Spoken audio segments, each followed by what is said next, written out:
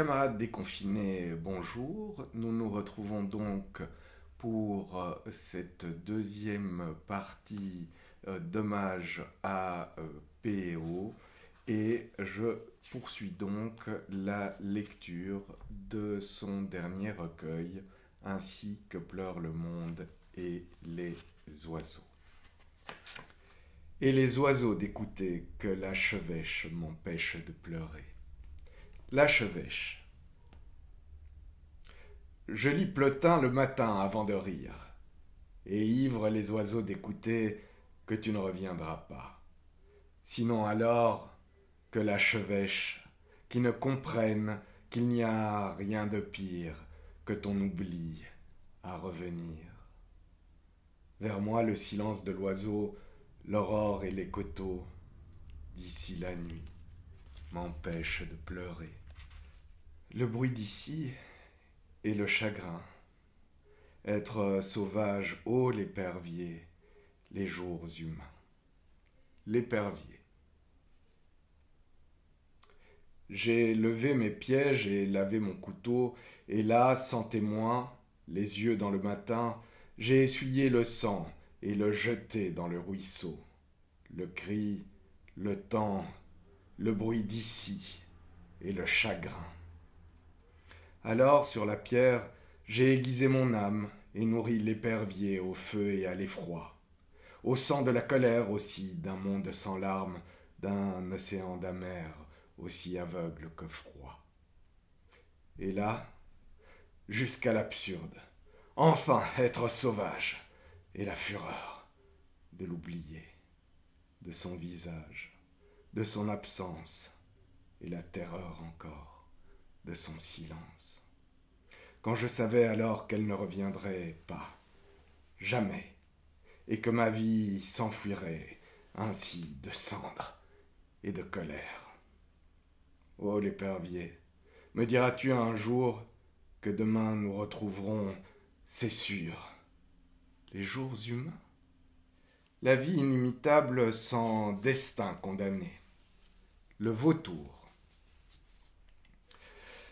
Je médis du monde comme je maudis de tout, et de la vie tant lassée, interminable, aux amours oubliés, aux sourires sans vous, et de ma mort tant usée, inimitable.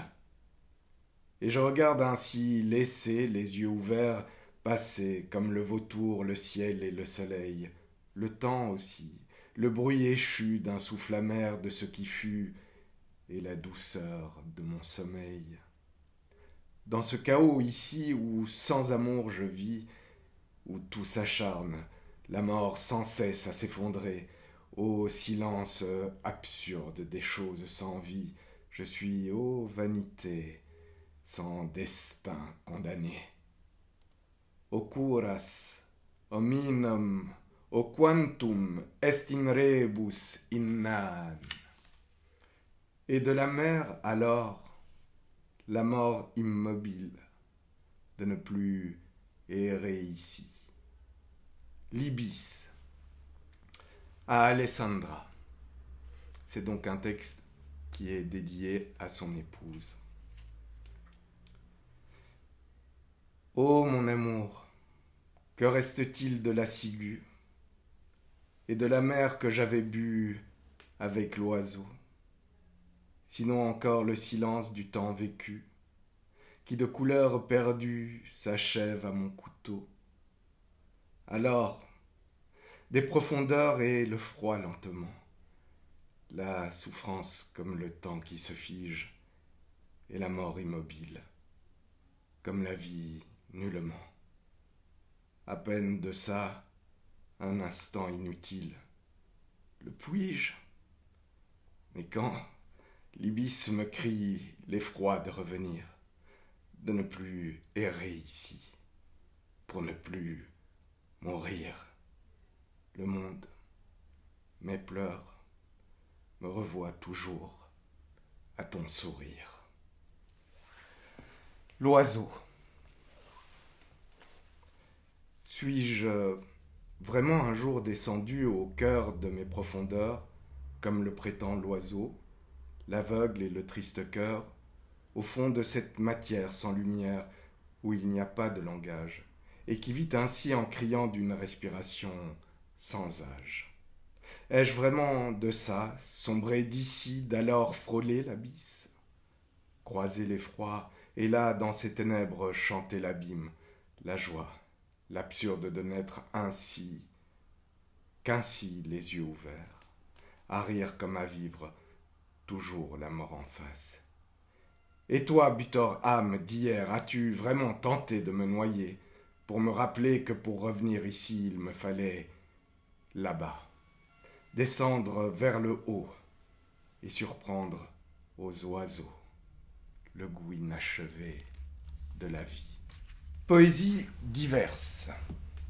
Souvenir.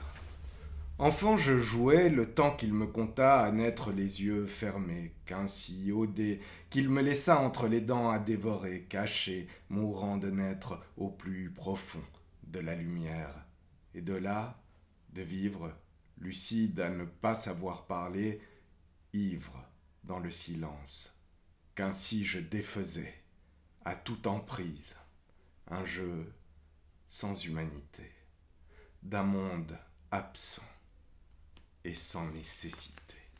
Souvenir. Ne doutez pas, dis-je, qu'ainsi de naître dans le silence, à peine la pluie, si peu de vent, juste du bruit, sur mon enfance, je fus d'un monde sans émotion. Souvenir. Et naître, ni moi, ni monde, d'Ulysse et de personne, d'être Quirites. Souvenir. Il faut de tout désespérer, du monde, du moi, des infinis, comme à tout perdre les immobiles et rendre les choses impossibles, à tout précipiter dans l'oubli, le beau langage et la belle vie. Variation sur le minotaure amoureux.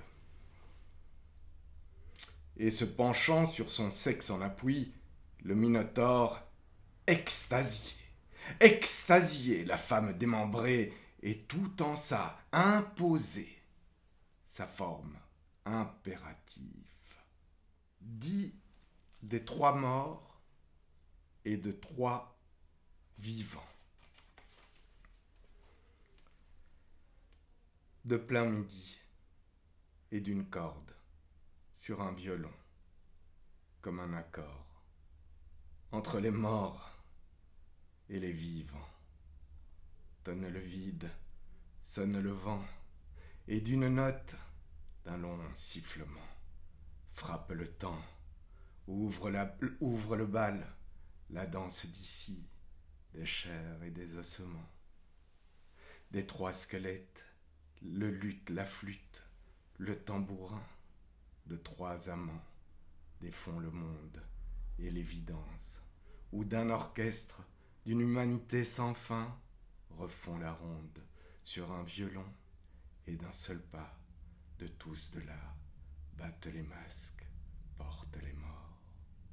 Alors, la farandole des morts et des vivants, danse le roi, danse l'évêque, à ne plus voir que de poussière, comme d'une seule tête, trébuchent les corps, tressaillent les âmes, meurent les gueux, suivent les femmes, sur d'un violon, finir squelette.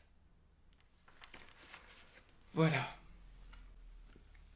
C'était donc ainsi que pleure le monde et les oiseaux de P.O. C'en est donc terminé de cet hommage. Là où il est, je le salue, lui présente mes respects poétiques comme il se doit. Je vous remercie pour l'attention que vous aurez portée à cette série de lectures qui lui était dédiée. Merci, au revoir.